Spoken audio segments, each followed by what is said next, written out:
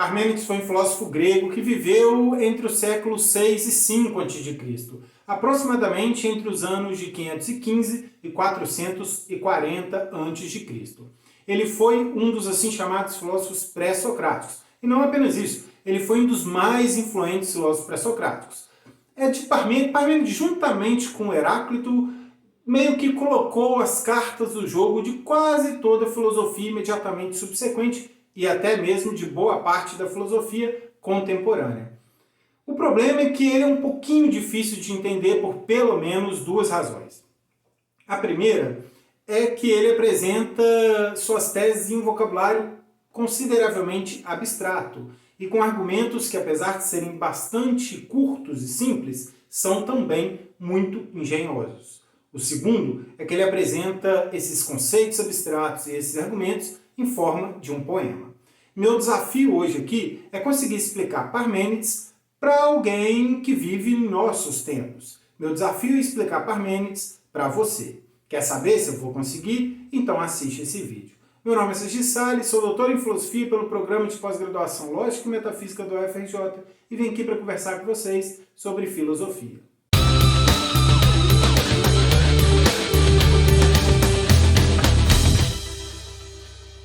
Quem aí assistiu meu vídeo sobre Tales de Mileto? Está lembrado que eu defendi que a principal contribuição de Tales para a filosofia, também para a humanidade, foi começar a pensar sobre certas questões do ponto de vista racional, usando a razão para isso. A gente lembra lá do Tales de Mileto que as principais questões com as quais ele se ocupou foram as questões da origem e da constituição da realidade. E ele fez isso, ele e os filósofos que vieram após ele, procurando por quais eram as categorias mais gerais da realidade e como elas se relacionavam entre si. Lembra lá que para Tales essa categoria era a água e ele explicou depois todas as mudanças, todo o processo da realidade em termos de transformação da água. Mas não é de Tales que a gente quer falar hoje, é de Parmênides. E a primeira coisa que você precisa entender para compreender Parmênides é que para ele a categoria mais geral de todas é uma tal categoria do ser. O ser é a categoria mais geral de todas para ele. Para tornar isso um pouco intuitivo, esse aí vai ser o ponto de partida de Parmênides e também o nosso ponto de partida hoje aqui. Para tornar isso intuitivo, pensa no seguinte: tudo tem ser. Faz sentido dizer que eu posso falhar em ser um filósofo, que eu posso falhar em ser um marceneiro, mas eu não posso falhar em ser, eu tenho ser. Da mesma forma, um lápis pode falhar em, por exemplo, ser uma caneta, mas ele não pode falhar em ser. Tudo, rigorosamente tudo, tem ser. Então guardem na mente essa pressuposição. O ser, a gente ainda não sabe o que o ser é, mas o ser é a categoria mais geral de todas. Ele é, digamos, maximamente inclusiva. Daí Parmênides vai tirar um conjunto de teses. Isso até então não é tão informativo assim. Imagino que vocês não estejam agora nesse momento, nossa, tá, a categoria mais geral é o ser. Que ótimo, isso me informou muito sobre a realidade. Mas, de fato, Parmênides vai tirar conclusões substanciais acerca da realidade a partir disso aí. Ele vai tirar 3 conclusões. A gente vai uma a uma aqui. A primeira dessas conclusões é que o ser é e o não ser não é. Isso é bem enigmático, Mas é fácil explicar. Quando Parmênides diz que o ser é e o não ser não é, ele está querendo dizer que se você for fazer um inventário de toda a realidade, você não vai colocar de um lado os seres e de outros não seres. Imagina que você esteja classificando toda a realidade. Ao fazê-lo, você não vai colocar de um lado os seres e os não seres. De acordo com Parmênides, você vai colocar todos no mesmo balde. Tudo que há na realidade dentro de um mesmo balde, o balde do ser. Então a ideia de Parmênides é que tudo, rigorosamente tudo, tudo é tudo mesmo, não é quase tudo, é tudo. Tudo pertence à categoria do ser. E nada pertence à categoria do não ser. O ser é, o não ser não é. Essa é a primeira tese que Parmênides tira. Tá, ainda não é tão informativo, mas Parmênides vai além e extrai uma segunda tese. O que a gente conhece como tese da permanência. Ele declara essa tese também de forma um tanto enigmática, dizendo: o ser é e não pode não ser. Mas a gente pode explicar isso de forma bastante simples. Ao dizer que o ser é e não pode não ser, o que Parmênides está querendo dizer é que o ser nem pode ser gerado e nem pode ser destruído. O ser é permanente, o ser é eterno. Tá, mas como é que Parmênides tira a conclusão de que o ser é eterno de tudo que foi dito até agora? Só o que ele disse até agora é que o ser é e o não ser não é.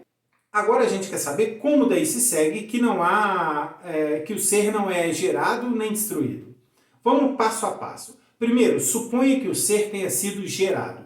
Se o ser foi gerado, então o ser foi gerado a partir de alguma outra coisa. Que coisa é essa? O não ser. Neste caso, então, a realidade é dividida entre ser e não ser. Mas a gente já viu que esse não é o caso. A realidade contém apenas seres. Portanto, o ser não pode ter sido gerado. Suponha que o ser seja destruído. Se o ser for destruído, o que é que sobra? O não ser. Tudo bem, o não ser pode ser uma pura ausência, seja lá aquilo que sobrar depois da destruição do ser, vai ser o não ser. Mas nesse caso, a gente novamente tem uma realidade dividida entre ser e não ser. A gente já viu que isso não pode acontecer? Conclusão, o ser não pode ser destruído.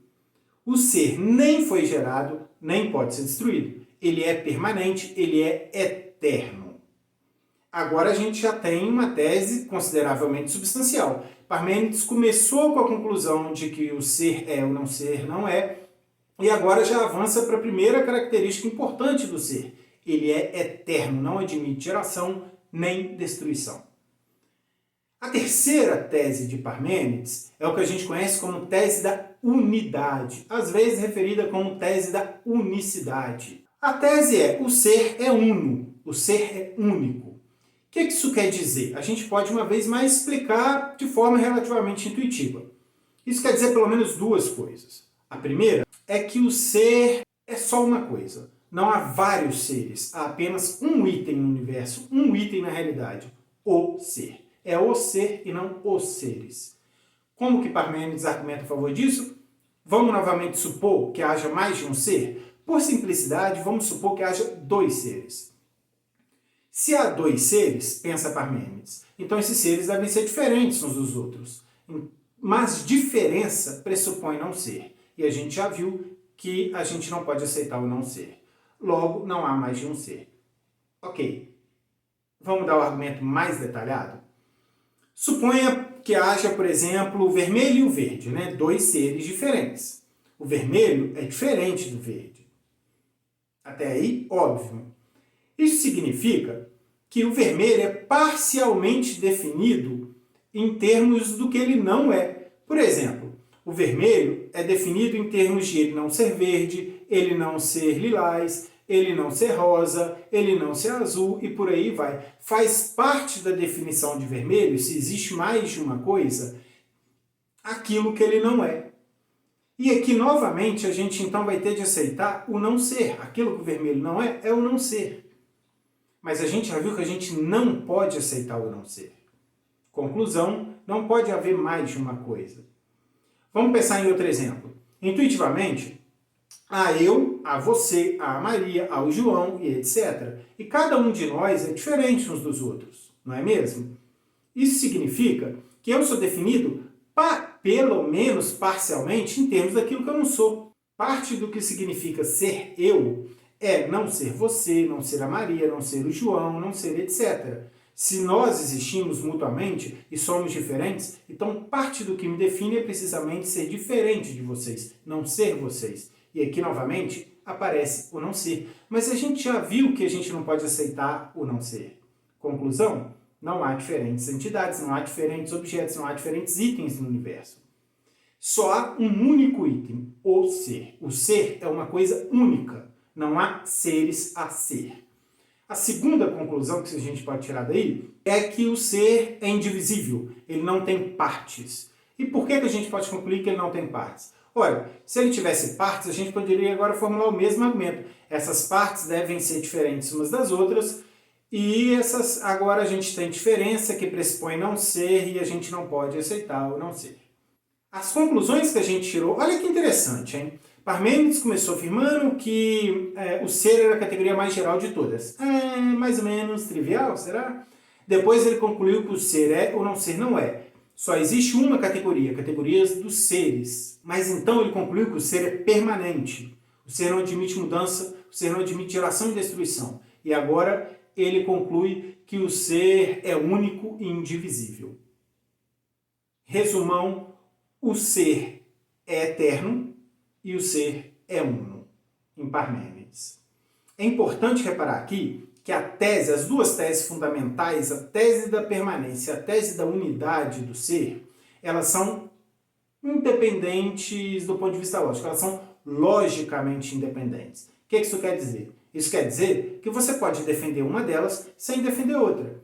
Se você conhece um pouco de história da filosofia, você já viu que isso é o que acontece com vários filósofos. Platão, por exemplo, defendeu a tese da permanência. Ele defendeu que o ser nem é gerado, nem é destruído. O ser em Platão são as formas, as ideias e etc. Mas ele defendeu que há vários seres, há várias formas. A forma do vermelho, a forma do azul, a forma do bem e etc. Então você pode defender uma dessas teses sem defender a outra, elas são logicamente independentes. Portanto, não é necessário se assustar com o jargão abstrato do Parmênides. A gente pode explicar as teses centrais dele de forma bastante simples. E essas teses deixaram um legado muito importante mesmo para a filosofia. Para dar apenas alguns exemplos, elas deixaram dois contrastes que jamais foram abandonados na filosofia. Há, de fato, gente que rejeita esses contrastes, mas todo mundo, desde Parmênides, incluindo a filosofia contemporânea, discute esses contrastes. Todo filósofo tem alguma opinião a dar sobre eles e eles ainda são amplamente debatidos. O primeiro contraste é entre aparência e realidade. Lembra lá, de acordo com a tese surpreendente de Parmênides, a realidade não é realmente como ela aparenta ser. Olha para o mundo ao seu redor. Se você olhar para o mundo ao seu redor, vai ver que a realidade parece incluir geração, incluir destruição, incluir vários objetos, vários itens diferentes. Mas tudo isso, de acordo com Parmênides, é um erro. A realidade, tal como ela é apenas uma coisa, única e eterna. É apenas o ser. O segundo contraste importante que Parmênides traça é entre conhecimento e opinião, ou melhor, conhecimento e mera opinião. Novamente, olha para o mundo ao seu redor e se pergunte o seguinte: o que meus sentidos me sugerem? Os seus sentidos vão te sugerir o seguinte: há várias entidades no mundo, há vários objetos no mundo, esses objetos são frequentemente criados e destruídos, o mundo se transforma de variadas maneiras e etc. Isso é o que seus sentidos te sugerem.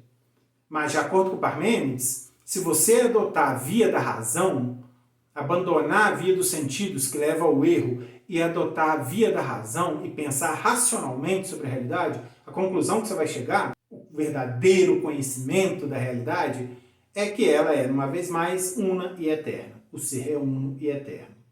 Esses dois contrastes eles estão presentes em toda a filosofia até hoje. Para dar apenas alguns exemplos, Platão aceita a distinção entre realidade e aparência. Platão aceita que a realidade é bem diferente do que ela parece ser. E até hoje há uma discussão muito relevante sobre se a realidade é ou não como ela aparenta ser.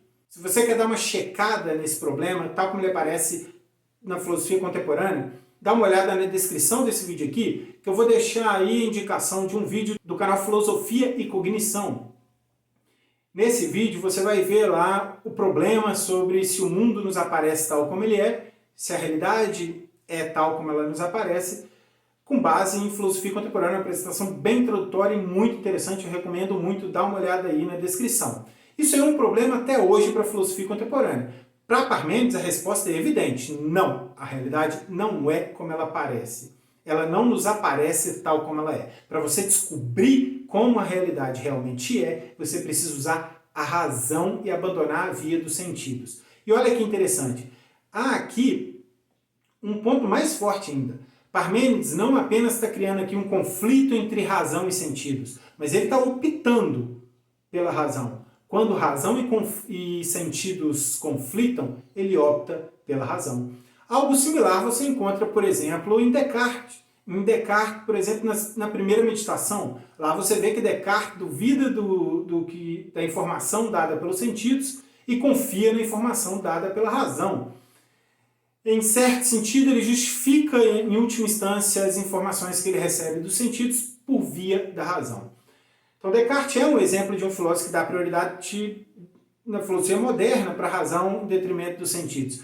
Esses tipos de contraste estão presentes em toda a filosofia. Parmênides aí estabeleceu, digamos, as regras do jogo de vários dos debates filosóficos. Aliás, em epistemologia, mesmo na epistemologia contemporânea, é usualmente aceita uma distinção entre conhecimento verdadeiro e mera opinião. E os filósofos estão amplamente preocupados em saber o que distingue exatamente cada uma, o que diferencia conhecimento genuíno de mera opinião. Esse é um problema extremamente importante. Ele aparece de forma explícita já em Parmênides.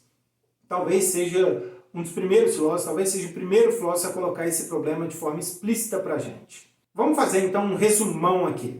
Parmênides aceita uma categoria mais geral, a categoria de ser. Essa categoria é maximamente inclusiva. Ela inclui tudo o que há.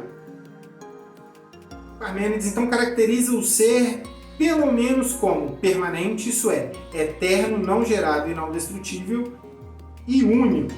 Ele é somente um e é indivisível. Como legado, Parmênides deixa dois contrastes. Um contraste entre realidade e aparência. O mundo não nos aparece tal como ele realmente é. E outro contraste entre conhecimento e opinião. O verdadeiro conhecimento não é obtido pela via de sentidos, mas é obtido pela via da razão. Galera, compreender Parmênides, compreender esse basicão que eu passei aí, é importante não apenas para entender filosofia imediatamente subsequente a ele, mas também para entender boa parte do debate contemporâneo. É claro, ninguém hoje, imagino eu, aceita a tese de Parmênides exatamente como está lá. Ninguém aceita que o ser é único. Bom, se bem que talvez, será que Berkeley? Bom, não sei, não vou arriscar aqui, mas é provável que ninguém aceite as teses de Parmênides exatamente como estão lá, mas ele colocou as regras do jogo do debate de várias questões. E os contrastes que ele estabeleceu, como eu disse antes, ainda são feitos e ainda são debatidos. Vale notar, no entanto, que ele não foi o único responsável por isso e que, na verdade, Parmênides tem um arquirrival, digamos assim. Se Parmênides é o Batman, esse arquirrival é o Coringa. Se Parmênides é o Coringa, esse arquirrival é o Batman. Esse arquirrival é frequentemente entendido em comparação a Parmênides, em contraste a Parmênides e vice-versa. Então é fundamental entender também a filosofia de outro filósofo. Esse outro filósofo é, talvez alguns de vocês já saibam, Heráclito. Outro filósofo pré-socrático, mas se você está curioso para saber sobre Heráclito, você vai ter de esperar a semana que vem, onde eu vou fazer um vídeo, postar aqui um vídeo sobre ele, sobre a metafísica dele, sobre a teoria dele do ser e, em especial, o contraste entre ele e Parmênides e como esse contraste influenciou a filosofia, boa parte da história da filosofia. Tudo de forma intuitiva, tudo de forma bem resumidinha, igual foi feita hoje aqui.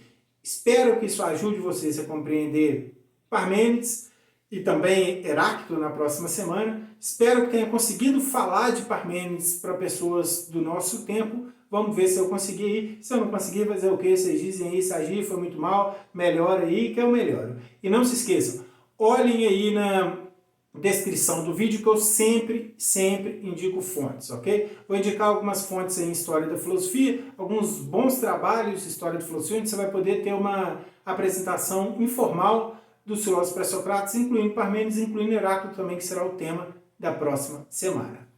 Enfim, não se esqueça que se o ser não for único, eu e você somos diferentes, e você então pode me deixar seu like aí. Eu espero que você não concorde com a tese de Parmênides ser único, você acha que você é um indivíduo diferente de mim, e deixa aí então seu like, porque aí é mais um like, ajuda a gente a difundir esse canal aqui e motiva a gente a continuar postando esses vídeos, ok? Lembre-se, se você é novo aqui, se inscreva no canal e não se esqueça de modo algum que vem muito mais filosofia por aí.